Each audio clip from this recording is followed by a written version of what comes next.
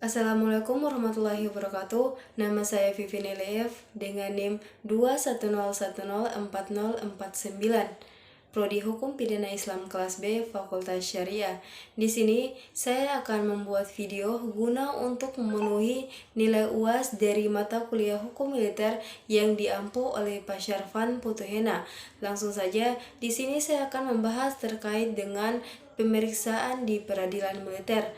Yang pertama yaitu persiapan persidangan. Sesudah pengadilan militer atau pengadilan militer tinggi menerima pelimpahan berkas perkara oleh dari auditorat militer atau auditorat militer tinggi, maka kepala pengadilan militer atau kepala pengadilan militer tinggi segera mempelajarinya apakah perkara itu termaksud pengadilan yang dipimpinnya ataukah tidak. Maka dalam hal ini kepala pengadilan militer atau kepala pengadilan militer tinggi berpendapat bahwa perkara pidana itu tidak termasuk wewenang dari pengadilan yang dipimpinnya, maka ia membuat penetapan yang memuat alasan dan segera mengembalikan berkas perkara tersebut kepada auditorat militer atau auditorat militer tinggi yang bersangkutan untuk dilimpahkan kepada pengadilan militer atau pengadilan militer tinggi lain yang bersangkutan dan berwenang. Yang kedua yaitu penahanan oleh pengadilan. Dalam pemeriksaan sidang tingkat pertama pada pengadilan militer atau pengadilan militer tinggi, maka hakim ketua berwenang yang pertama yaitu apabila terdakwa berada dalam tahanan sementara, maka wajib bagi hakim untuk menetapkan apakah terdakwa tetap ditahan atau dikeluarkan dari tahanan sementara. Yang kedua yaitu guna kepentingan pemeriksaan, maka hakim mengeluarkan perintah untuk menahan terdakwa paling lama 30 hari. Waktu apabila diperlukan guna kepentingan pemeriksaan yang belum selesai, maka dapat diperpanjang oleh kepala pengadilan militer atau kepala pengadilan militer tinggi untuk paling lama 60 hari. Penahanan terhadap terdakwa hanya dapat dikenakan apabila memenuhi syarat-syarat yang ditentukan dalam pasal 79 ayat 1 dan ayat 2. Dikecualikan dari waktu penahanan sebagaimana dimaksud dalam pasal 137 guna kepentingan pemeriksaan, maka penahanan terhadap terdakwa dapat diperpanjang berdasarkan alasan yang patut dan tidak dapat dihindarkan. Karena yang pertama yaitu terdakwa menderita gangguan fisik atau mental yang dibuktikan dengan surat keterangan dokter. Yang kedua yaitu perkara yang sedang diperiksa diancam dengan pidana 9 tahun atau lebih. Hal pengadilan berpendapat bahwa suatu perkara termasuk wewenangnya, maka kepala pengadilan tersebut menunjuk majelis hakim yang akan menyidangkan perkara yang bersangkutan. Maka hakim ketua ditunjuk sesudah mempelajari berkas perkara penetapan dan menetapkan hari sidang dan memerintahkan supaya auditor memanggil terdakwa dan saksi. Perpanjangan penahanan diberikan untuk paling lama 30 hari dan dalam hal penahanan tersebut masih diperlukan dapat diperpanjang paling lama 30 hari.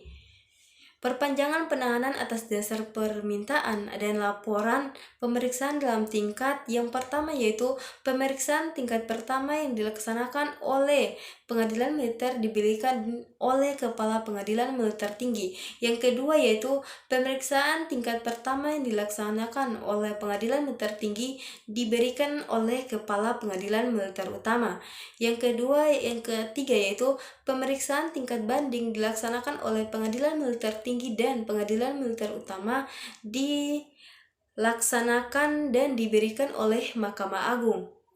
Dan tahap terakhir dalam pemeriksaan sidang di peradilan militer yaitu pemanggilan. Berdasarkan penetapan hari, auditor mengeluarkan surat panggilan kepada terdakwa dan saksi yang memuat hari, tanggal, tempat sidang dan untuk perkara apa mereka dipanggil. Surat panggilan harus sudah diterima oleh terdakwa atau saksi paling lambat 3 hari sebelum sidang dimulai.